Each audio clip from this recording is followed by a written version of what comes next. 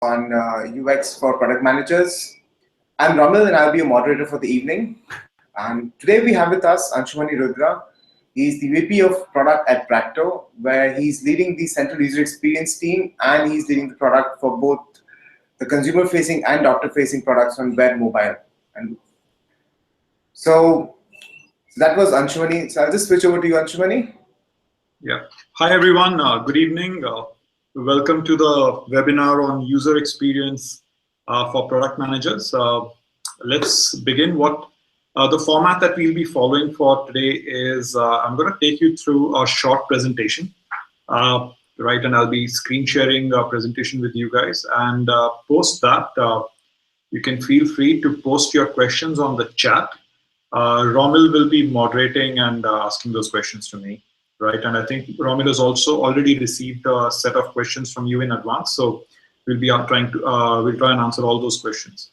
Right, so the presentation is going to be fairly short, right, and we'll try and get through it in about 20 odd minutes, but hopefully it will give you enough food for thought to ask a lot of interesting questions. Right? Okay, let's jump in. Let me screen share. Okay, Romil, is the screen share working? Yeah, this is visible. Excellent, excellent. So okay, so we're going to talk about user experience for product managers. So let's jump in, right?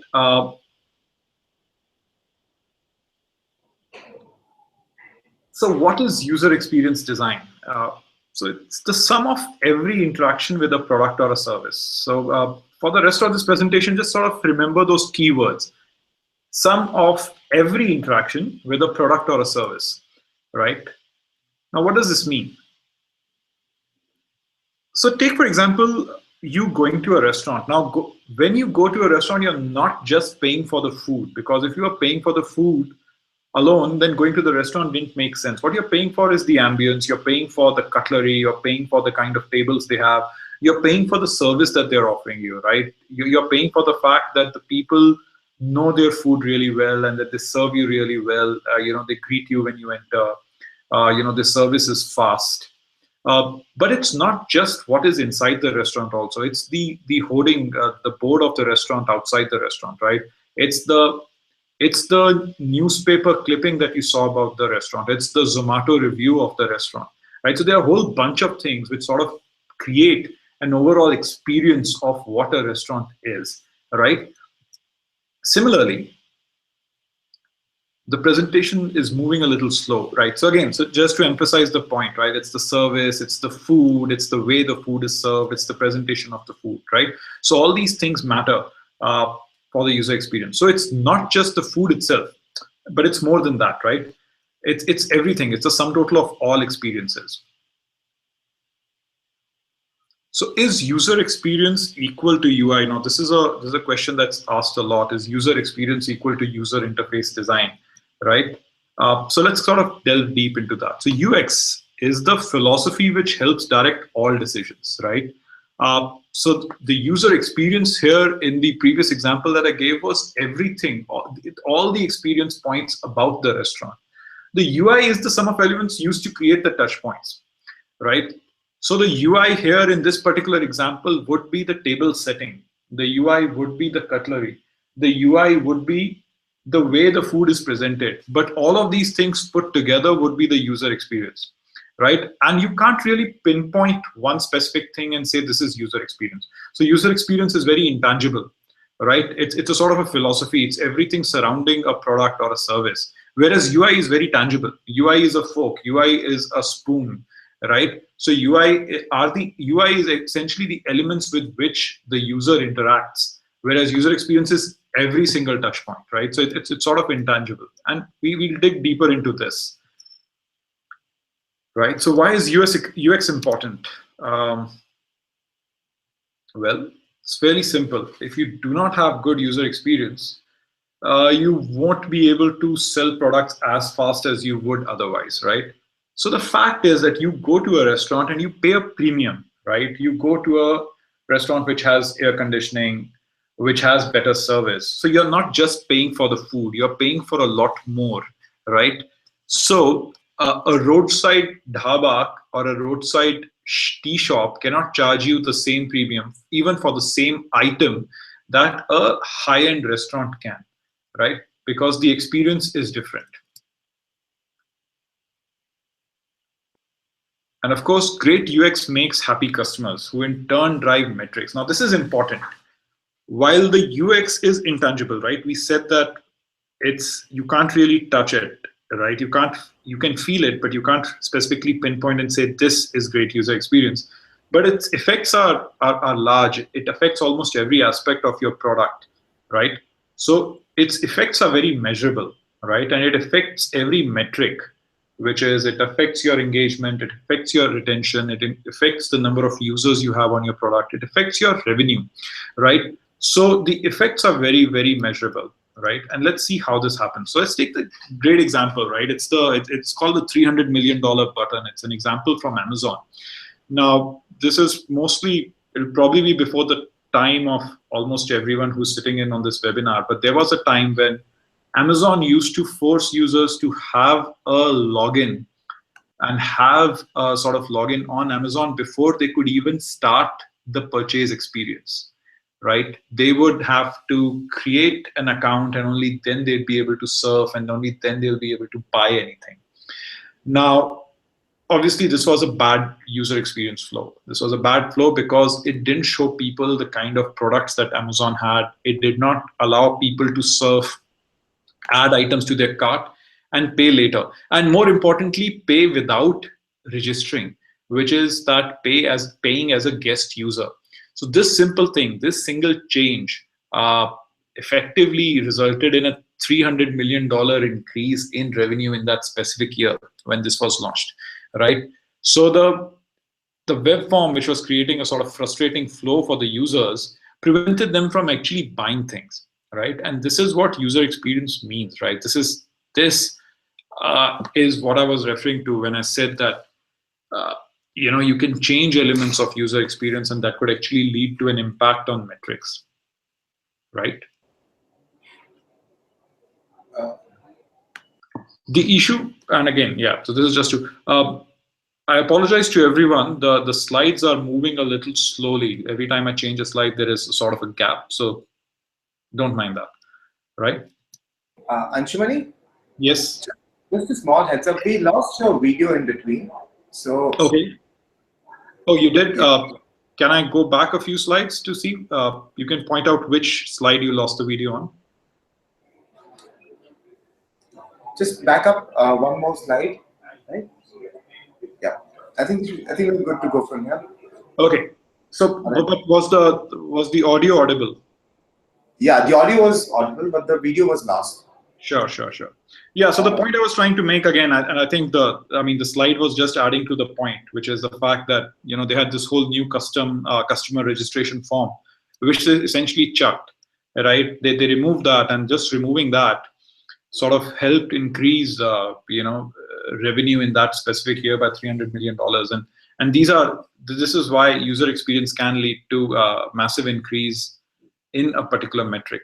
So user experience is sort of, it has three separate parts to it, which when they overlap is what make user experience. So there's a clear understanding of what the user needs. There are the business goals, So in this specific case, if the business wanted more users to go through the buying process, the user need was to be able to just buy the items, select the items and buy the items.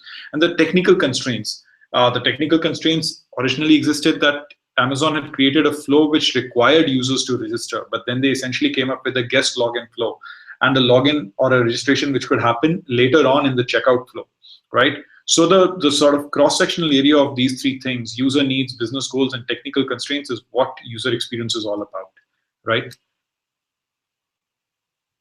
So sum of every interaction with a product or service. And as I said, the every interaction part is very, very critical, right? So let's talk about that. So every touch point is an opportunity to improve user experience, right? And let's illustrate this with an example.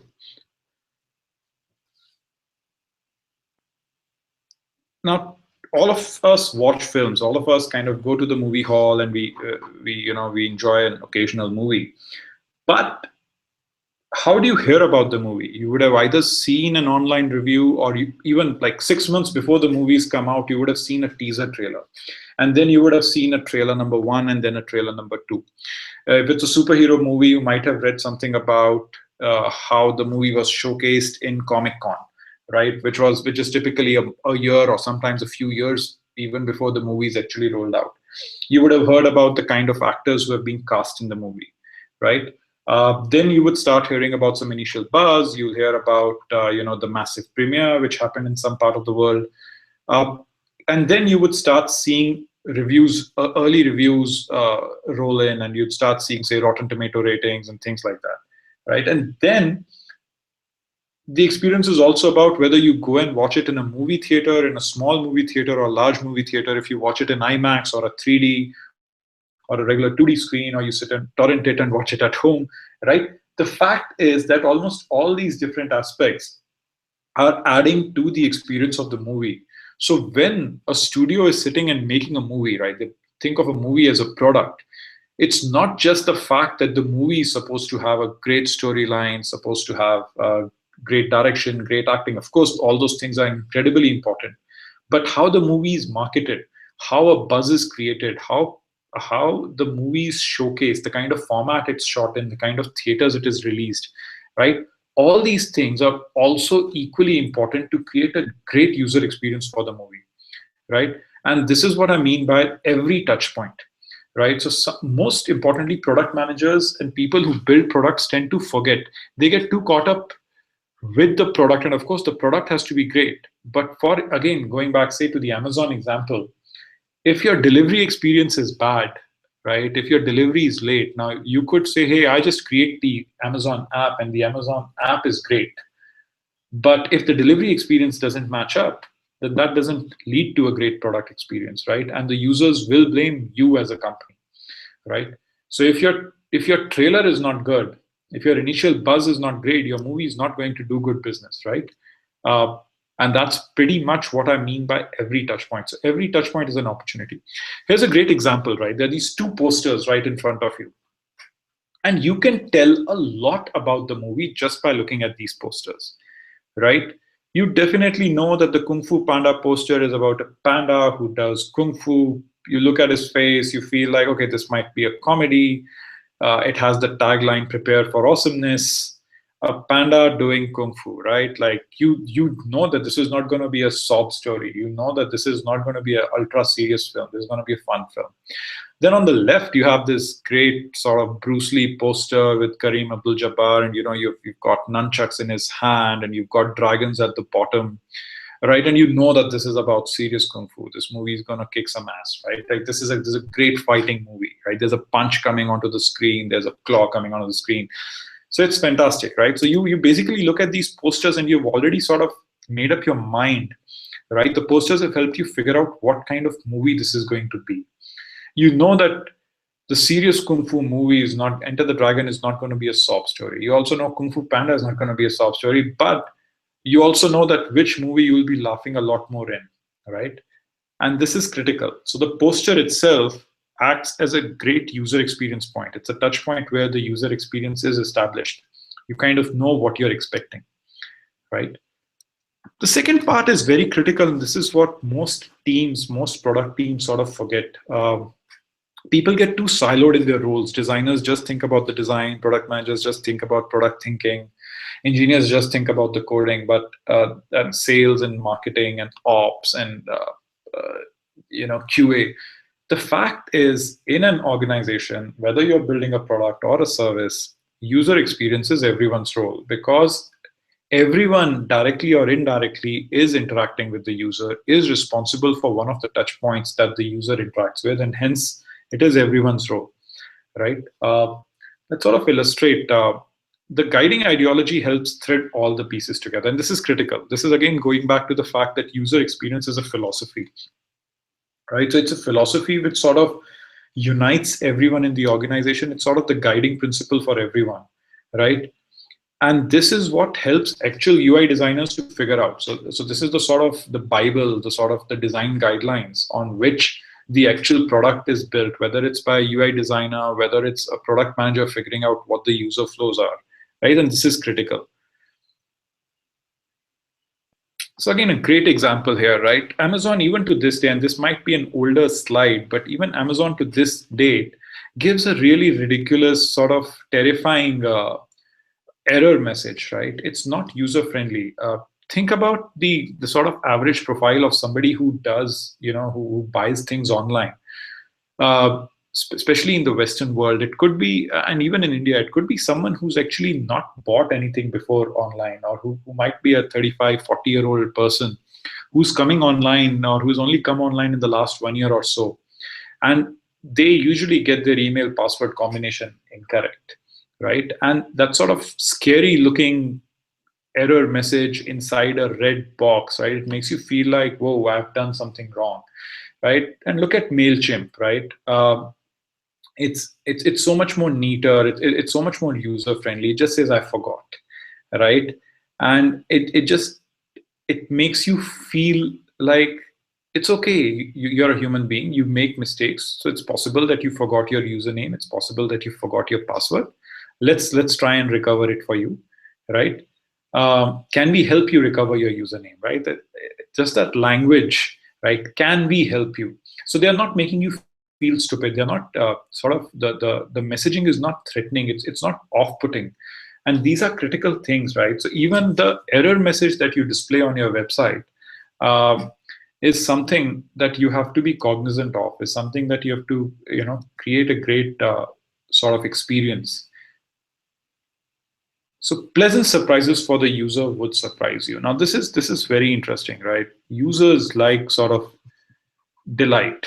A surprise is essentially something that delights them. So the idea is that things which are smart under the hood, right? That kind of smartness really appeals to users, right? And you should always deliver more than expected. So sort of let's take a couple of examples. Right. So right on the top left corner, you'll see this very interesting thing. As you start typing your name, Sally Sparrow and Sally at me, the button text changes to add Sally. So originally the button just says add, but the moment a name has been added, so this is essentially an invite friend sort of a screen, right? You're inviting a friend called Sally onto using this app.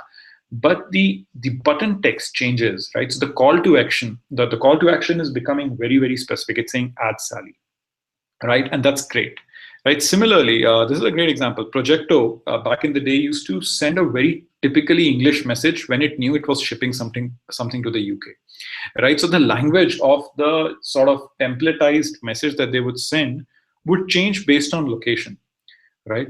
Outlook was the first sort of calendar which started marking weather and public holidays. Now, of course, all calendar apps, including Google or even Apple's, do this. But when Outlook did this, it was fantastic because it's that extra sort of, okay, today is going to be a rainy day, or today is a public holiday. These are all under the hood sort of smart things, which the thing is, the delight factor there, and then it's not like you're going to jump up in joy saying, oh wow, they've added my friend's name on the button. It's not that. It's just that it will make it so much more easier for you to click that button because it says, hey, add friend's name, right? Or that email will become so much more legible and so much more enjoyable for you to read because they personalize the message based on where you're from, right? So these things do matter. These small delight touch points are great. Classic example of Twitter being over capacity, right? And the fail whale that they typically show. Again, a great example, right? You're pissed, Twitter is down, and then this screen pops up, and you you sort of have a smile on your face, right? Like you don't feel really pissed. Twitter, the symbol is this the bird, and a bunch of birds trying to carry a whale, right? So you don't really, you're not really angry with them anymore. One of my favorite examples is coming up next. GroupShark, of course, is no more right now. But back in the day when GroupShark used to go down, they used to have the most interesting sort of down message. And I mean, I don't know if the text is legible, but it used to be fantastic. They would apologize for the fact that their sort of logo, their symbol, this panda had sort of gone away, and bear with us, and The best part is that they would also give you random links, right? So they're like, okay, so since we are down, here are a bunch of other things that you can do. Now, the interesting part is that random link usually used to point to one of their competitors, a Spotify or one of the other music services, because they're like, okay, we can't directly, tell you to go listen to another music website, but why not, right? You are here to listen to music, we are down, go listen to some music and then come back. Right? These are small delight points, right? These are this doesn't make you feel awful. Imagine a 404 page instead of this, or imagine like this website is currently down for maintenance kind of a page. You don't want those. You want something which is more humane, which connects with users. Know your user. Right now, this is critical. Let's see this example, and I think this example is pretty self-explanatory. Sorry, the slide is a little slow. Right, so different user, different needs, right? Pretty much the same thing being served on both sides. There's salmon, there's tomatoes, there's some green leafy vegetables, there's some olives, right? And there's some cream. Salmons, greens, cherry tomatoes, olives, right? But one clearly is meant for children, right? How do you kind of get kids interested? Kids love bugs. So, you sort of create these small ladybug kind of things out of the cherry tomatoes, right? So different users, different needs. You're basically serving the exact same thing, but the presentation matters. The example is here just to illustrate that you have to really, as a product manager, as somebody who's making products, you have to be very, very aware of who your users are, right? And what is it that they. So it's not just about delight. It's about presentation is a lot more, right? It goes deep. It's not superficial. Sorry, it's not superficial in that sense. It's incredibly deep. Sorry, have you lost the presentation?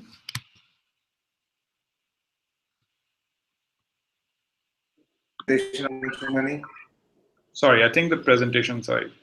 Just give me 1 second. Let me get it back up. Sure.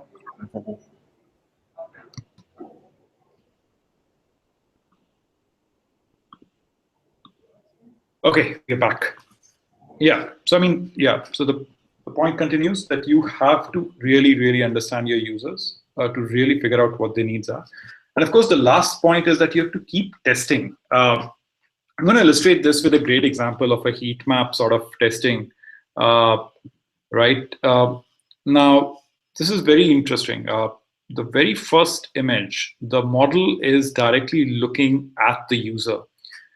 So the heat maps are around her eyes, her face, and on the text, wake up the red in your hair, right? But nobody is actually looking at the product.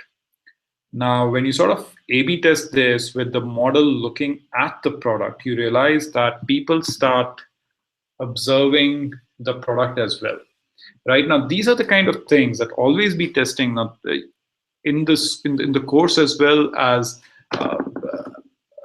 if you look at user research methods, user testing is a very, very critical part, and you do it in various ways. You can do heat maps, you can do A/B tests, you can sort of, interview users. But the point is, you really, really have to test things with users. Most product managers err on the side of making more assumptions, but never sort of validate their assumptions. So it's very, very critical that all assumptions are validated.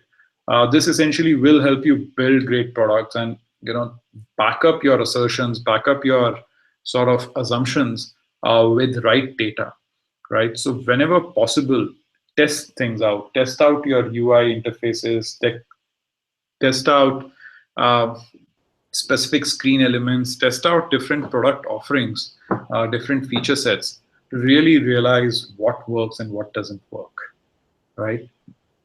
And I think that brings us to the end of this presentation. And now I think we can open up for questions. So as I said, we're going to just take about 20-25 minutes to go through the presentation and spend more time with questions. All right, I'm just going to switch over. Yeah. Okay, thanks, Anshumani. It has been a great session. So now we've had a bunch of questions that are coming in. So the first question that we have is,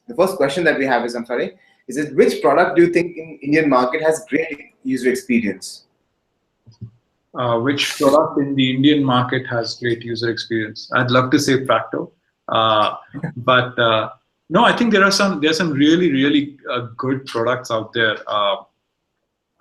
who have a very clean interface, which have really worked hard and sort of uh, creating a great experience. Haptic comes to mind, right? It's a sort of a chat-based service model. It's an assistant, sort of a personal assistant, which helps you schedule different things. Um, I am a big fan of Swiggy as an app. I use Swiggy quite a lot to order food, and I find the interface is it's very approachable. I've never sort of been stuck at any screen. The payment options are clear. Adding addresses is clear, right? So yes, there are a whole bunch of different products I think which are very well made. Right. I think Flipkart's website is fantastic. Right, and especially what they've done with their new sort of light mobile web light experience, which is sort of a progressive web app that they've built. I think it's great. Uh, it's really light. It uses assets really well. It works in an offline mode. Uh, you can sort of save the link, the icon on your home screen because it's they've enabled Chrome notifications really well. So it sort of creates the experience of an app in a progressive web app, right? So that's great. So yeah, there are a whole bunch of people who are doing a great job of building very clean user experiences. Of course, but it's not just the product, right? It's, as I said, everything around the product as well, how the product is presented, all the touch points.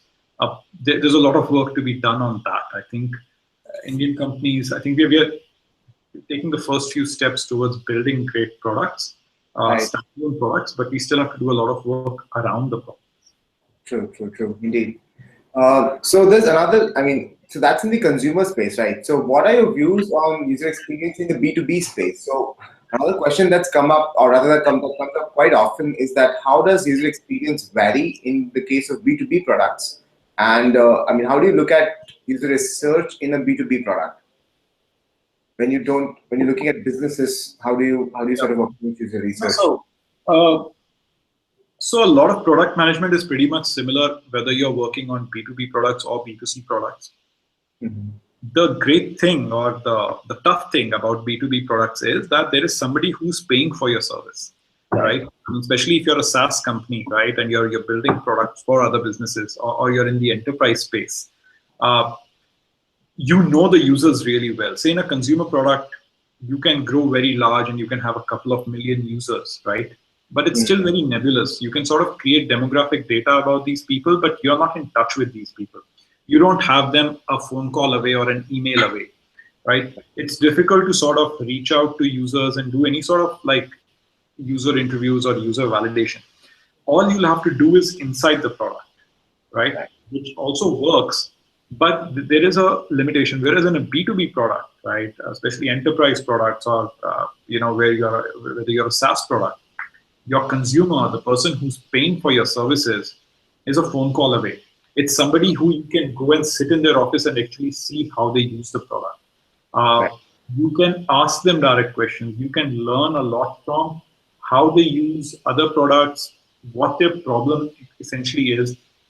So the great thing about the B2B side is that user research actually becomes uh, much easier because there are methods available to you which are not very easily available for consumer sort of in consumer products, in B2C products. In consumer products, you'll have to hire a market research company to sort of go figure out the persona that you're trying to target, right? Like say people who use e-commerce products, right? Of course, you can call up your own users, but it's going to be very strange, right? Like for a standard person to sort of sit in. Whereas if you're a B2B, like on the other side, if you were to get in touch with your sellers, people who use your platform to sell, right? For whom you are a B2B business, they will be very open to giving feedback to you and sort of telling you all that is right and wrong with your platform. So I think that's the easy part, according to me. And again, India has some phenomenally good SaaS companies, phenomenally good enterprise-based companies, and even some of the big giants like Google, etc. They do a lot of their enterprise products out of India. So clearly, we have a lot of talent on the enterprise side. I mean, Fresh Desk is one of my favorite companies working out of Chennai, right? It's a giant. It's a SaaS giant, right? Like they make some really phenomenal products, and they've really cracked sort of B2B. Uh, yeah. So, so in a B2B scenario, are there any specific research methods or sort of management things that we need to look at, product management things that we need to look at or sort of focus on? I think going and meeting your users is super critical in B2B. Right. As I said, I think you really need to have a sense of who are your users. And there's a slight difference. Uh, for example, the person who's paying for the product need not be the person who's using the product on a day-to-day basis. Right. For example, if you make accounting software, the company that's paying for this product might be a large business, right? They are the people who are paying for the product. But the people who are using this might be the accountants in-house or the finance team inside the company. So those things are different. So the stakeholder is the person who is paying for the software, plus the people who are using the software.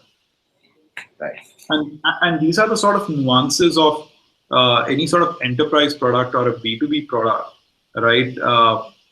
Where on both sides of a platform, if you're a B2B platform, for example, you have an opportunity to really sit with each of, suppose you're in logistics or you're in transportation, right? And you're a B2B player, right? You have the great opportunity of figuring out how this works, as opposed to seeing logistics, which is B2C. Right. And I think that is the one big fundamental difference, right? Like the easy approachability of the people who are paying you or the people who are using your product. And there's a lot to learn from that because you're really solving for the user's needs. Right. Of course, there are some pitfalls of that approach also. And this, I think it's mostly, so think about it, most user research sort of methods fall on this spectrum called attitudinal versus behavioral. Right. Right. Attitudinal essentially means what people say. Behavioral is what people actually do. And the truth of the fact is that what people say and what people do are two very different things. Thanks. I'll sort of illustrate this with an example. Let's suppose you're making, you're in the education space and you're building, say, a sort of a platform which connects three stakeholders. There are schools, there are parents, and there are students. Right? When I say school, I mean teachers and school administrators, and of course there are parents, and then there are students. Now, if you go and speak to parents of children, right, and you talk about like, how are you going to use this platform? We will help you, your kids sort of, to sort of keep track of your kids' scores and kids' marks and how they're doing in school. And parents will be like, oh, this is fantastic. We really want our kids to get a great education. We really want them to sort of learn and fall in love with learning, right? Now, this is attitudinal. This is what they are saying. Right. The sad truth is, or the sad fact is, that a lot of parents actually, the way they behave is that they only want their kids to get great marks. Right.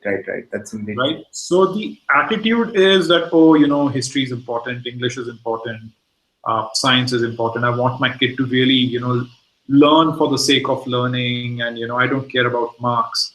But the truth is that they genuinely do care about their kids doing well in school because they're also very aware of the realities in the market, right? They're very aware of the fact that their kids will have to compete and will have to give entrance exams at some point, right? And this difference, and you can see that. I mean, if you sort of kind of dive deeper into the education sector, you realize that while parents sort of get their kids admitted to, the sort of the modern pedagogical schools, which don't have exams and which don't have strict curriculum, the same parents sort of move their kids to more competitive schools or more competitive syllabi the moment the kid goes into class 7th or 8th, Yeah. right? So which does mean that they do care about their kid giving, all those IIT, JEE type exams or the CAT exam and all the competitive exams, right? Because they know that in reality their kids will have to compete. So this is the difference. Now, if you go back and you build products based on what people are saying and not how they are behaving, that's a pitfall. Yeah.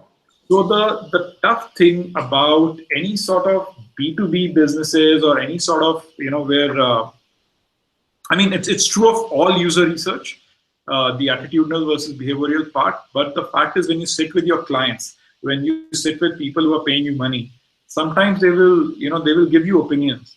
They will not give you facts, Right. right? And that, I think, is a big pitfall, and that one has to be careful of. The other is, of course, that the users will keep demanding new Yeah. features, right? This leads to something called feature creep, right? Like every time you meet your user, they'll say, "Oh, great, you've done a great job so far. It'll be great if you could build these XYZ features also." Right. And you do 10, 20 such visits, and you'll have a massive backlog. Right. The the thing to realize is those solutions that people are giving are not necessarily solutions. Those are not the needs, Yeah. right? And that might work for, if you're in the service industry, then of course you should do exactly what you might have only one or two clients and your business depends on those one or two clients. Right. But when you're building a product and you're building a product at scale, which has to cater to different types of customers and different types of clients, you have to be very careful about solving for a need and not necessarily some wants. Right. You have to go figure out the core problem. And remember that your users, if they already knew the solutions, then they won't need you. Agreed. Yeah. So you have to genuinely figure out the problem that they are facing. Right. What is the genuine need? And again, that again boils down to our attitudinal versus behavioral thing, right? So one has to take everything that users say with a grain of salt. And those are nuances which develop over time. And I think those are a lot more, they are a lot starker on the B2B side and the enterprise side. Less so on the B2C side and less so on less so on, say, pure consumer products and consumer platforms. So while we were speaking about the products, I think there's a great quote by Steve Jobs that says that users don't know what they want, and that's why you design for them. So yeah, but I do want to sort of add a caveat to that, right? Like, what is I mean, a company like Apple is genuinely rare, right? Because they are able to turn a product into a need, right? It is rare. The quote that I actually prefer is the Henry Ford quote, which says that if I had asked people what they wanted, they would have told me build faster horses. Yeah. Right? Because cars did not exist, right?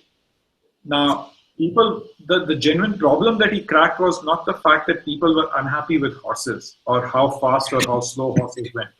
People were unhappy about the fact that they needed to get from point A to point B in a faster time, in a safer means of transportation, right? And this is what I'm saying. If you talk to users will say, "Man, I could really use a fast horse, right? Like a good Afghani horse, like which goes at 60 miles per hour." But that's not, or whatever, 45 miles per hour. But that's not what people really need. Yeah. They need a faster means of transportation. They don't really care whether it's a horse or it's something else, right? And I think those are the important things to agree. People, obviously, they understand their need, but they are not necessarily able to articulate their need well. Exactly, right. And which is where product managers and product builders come into place. You have to be able to articulate the need. True. And it's about basically just interpreting the inarticulate needs which comes out in user research essentially.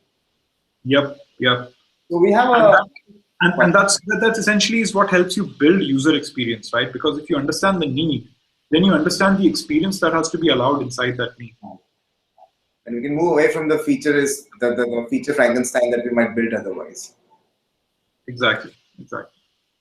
So we have our next question in, and so here so this was again it was similar to what we spoke about in case of the Apple. So the next question is what role does the PM play in the design process, and how can he effectively interact with the design teams to communicate his vision? So it depends from company to company, and I'm going to specifically talk about the startup world, right? But even in larger companies, the PM is sort of the glue that holds a team together. So right from idea stage to actually coming up with answering why are we solving this problem, And then how are we going to solve this and what is it that we are going to build? So answering why, what, and how. Then actually building it, actually start executing on it. Right. Actually validating this idea by sort of getting the learnings in once the product is launched, figuring out the go-to-market strategy, figuring out how you're actually going to launch this product, how you're going to acquire users, and then actually getting users in, learning from them, applying those learnings back into the original idea, right? So the PM is the only one in the entire team who's involved in every step of the process. Right. A PM cannot just say that, okay, I've come up with a great idea. Here is a massive 200-page product requirement document. Now go build it. Right? Designer does the design, engineer goes and sort of does the coding. That does not work. Right? That is not how product management works anywhere. And it definitely doesn't work that way if you want to be a successful product company and if you want to be a successful product manager. As I said, you are the glue that sort of holds the team together. Right? So there are things for which you are responsible for, things for which you have to deliver. For example, coming up with a good idea, sort of coming up with a plan around that idea. So both the strategy as well as then the tactical side, the strategic side of things and the tactical side of things. Being able to articulate the problem, for example, what we were discussing earlier, right? What is the genuine user need? Why are we solving this problem? Why would users care? And then answering the how and what, right? What is it that we build and how will we build it, right? And then actually working with designers in building this sort of what is a better user flow, right? And and again, because it's user experience, it is every touch point. Mm-hmm. How would our Google Play page, suppose you're building an app, how do people learn about the app, right? Are there banners on Facebook that you have put? Are you advertising on Facebook? Are you advertising on your own website? Are you using other means of sort of gaining users? Are there are there journalists talking about your product? That click leads people to the Google Play Store page, or your App Store page, right? And how does that page look? Is the text crisp and clear, right? Does the text convey what this app is all about? Are your images sort of telling a story? And that leads to some people deciding, okay, I'm going to download this app, right? How large is the app size is going to affect whether somebody decides to download, especially in a country like India. These smaller things matter. And now, after downloading and opening the app is the first time they will actually interact with your product. But your user experience has already been set by the 3-4 steps before it. Right. So as a product manager, you are responsible and involved in every step of this. Mm-hmm. Right? So you are responsible, you are involved in, maybe you have a chief marketing officer. Maybe there are people whose job is growth and growth hacking or whatever that fancy term is. But user acquisition itself, like it can't be that, hey, I am not involved in user acquisition or I won't figure out where my users are coming from. Right? That's very critical that a PM is involved in every step. And then, of course, how the product goes. Now, suppose the product starts with a login screen or a registration screen, right? And that entire flow, then the user actually seeing the product, the user actually making certain choices and using the product, right? All these are touch points. So the PM has to work very, very closely with everyone, not just designers, right? But this entire sort of user journey has to be mapped out, has to be designed out. And you have to be, as a successful PM, you have to very effectively work with every sort of other member in your team, whether it's the marketing guy, it's the guy who's spending the money acquiring users for you. I think you're losing your audio, Anshumani. Sorry, just the last part or the previous part also? Just the last part. I think we lost your audio then. Yeah, so I was just saying that as a PM, you're sort of involved with every member of your team. Okay. Right? You're sort of working with every member, not just a designer, but engineers, designers, marketing folks, sales people, ops people, right? Because every aspect of your product, especially in a small team, in a larger team where there are like 10 PMs or 20 PMs, there'll be PMs whose responsibility is, say in a large enough company like an Amazon or a Flipkart, there'll be one guy who's responsible for the app experience and one guy who's responsible for the delivery experience. Right? But if you're a small company and you're the only PM or there are only 2 or 3 PMs, a PM is effectively going to do everything.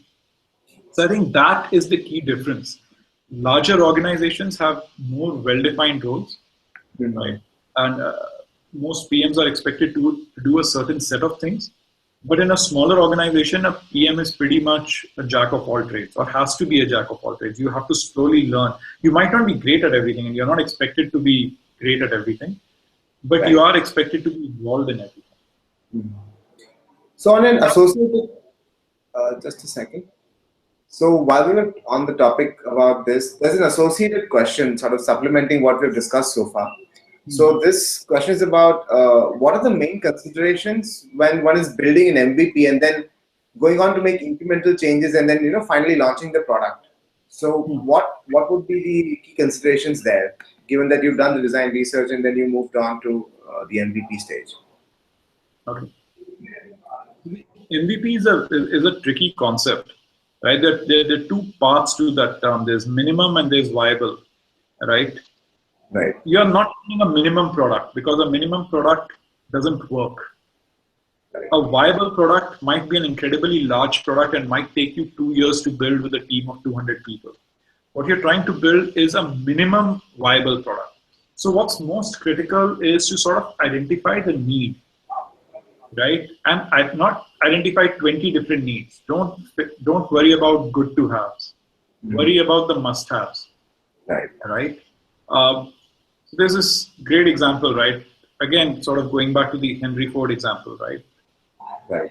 So, okay, so you sort of narrow down the problem and say, okay, the real problem is not about horses. The real problem is that people want to get from point A to point B faster, right? Now, you will not start by saying, okay, let's build a car, True. right? Because that would mean like developing a car would take years and years of research and sort of expertise and figuring out different aspects, how internal combustion engines work and how fuel works and how sort of a differential sort of engine works and things like that, right? It's not simple, right? So you would break it down, right? So your minimum viable product is something which gets the user from point A to point B faster than walking, Right. because the means by which people otherwise travel from point A to point B would be walking. Right. So your MVP might be a skateboard, Okay. Mm-hmm. right? It's minimum and it's viable. Right. Now, it need not be the safest means of transportation. Right. Which means you might want to add a handlebar to it. You might want to provide your users with sort of knee guards and a helmet. But the fact is that it works. It's minimum and it's viable. And it gets a person from point A to point B faster. Now, don't get too caught up in the example itself. The point I'm trying to make is there is a need that you have to satisfy, and you have to figure out the minimum and viable. So viable means that the need is resolved. It might not be resolved in the best way possible, but it is resolved.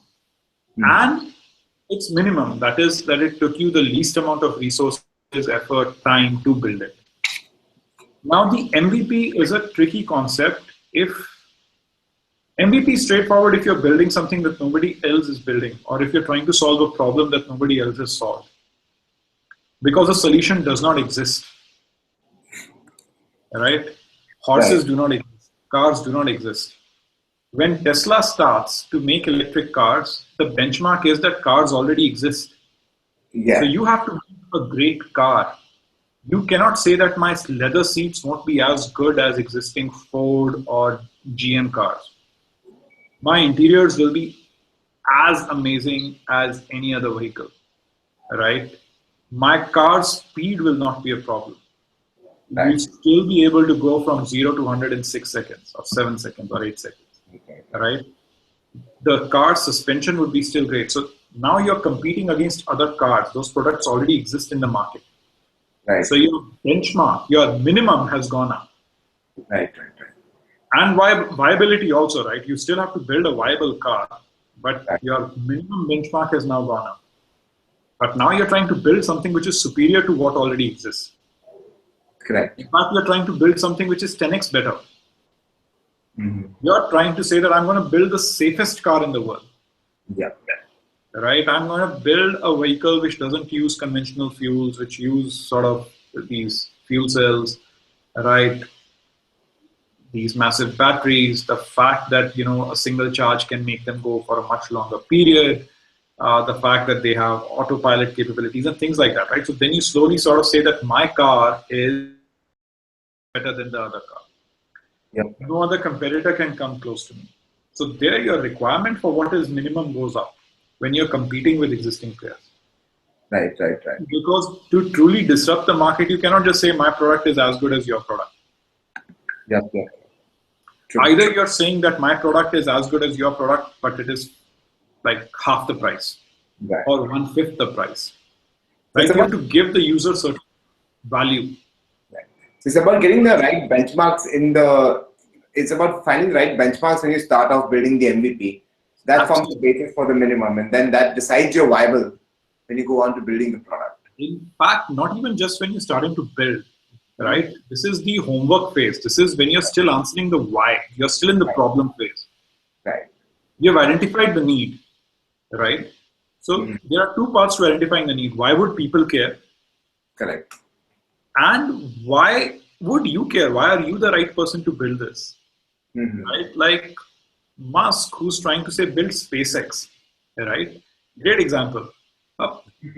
He's competing with governments. He's competing with NASA. He's essentially saying that as a private player, I can build rockets which are more efficient. I can build rockets which can be reused, right? Right. But he's not a rocket scientist. He trained himself. So the thing is, why did he think that he was the right person to build it? Because he had the passion, right? And he was like, okay, I have the resources, I have the passion, and I am smart enough to hire the smartest people on earth to do a better job than what, say, NASA could do or any other government could do, right? So that why question is also to be answered. Right. And then, how is this product going to be 10x better? Yeah. How am I going to launch a spaceship, or how am I going to launch a rocket at 1/10 the price?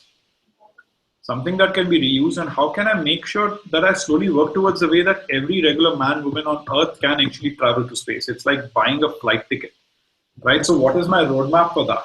A 20-year, 40-year roadmap to sort of get to that. So his minimum is incredibly high, but it is still minimum. Yeah. He is not his first product is not a mission to Mars. Right. His first product is a rocket which launches and then comes back down. Yep. And then can be reused again. Correct. And that has to be understood. Not like it's a simple product. It's a very complex product, but it's still a minimum and viable product. Right. So it also has to align with the vision of the product, right? In the long run, like you mentioned the roadmap a while back. So how does this fit in? It has to be something that needs to be figured out over a sort of over a span of time.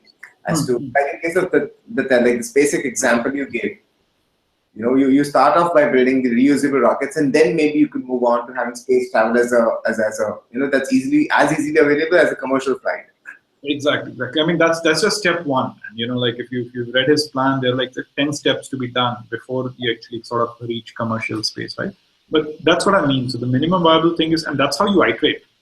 That's how you build something, and then you make it better and better, and then you add more features to it, you add more complexity to it, or you simplify it further.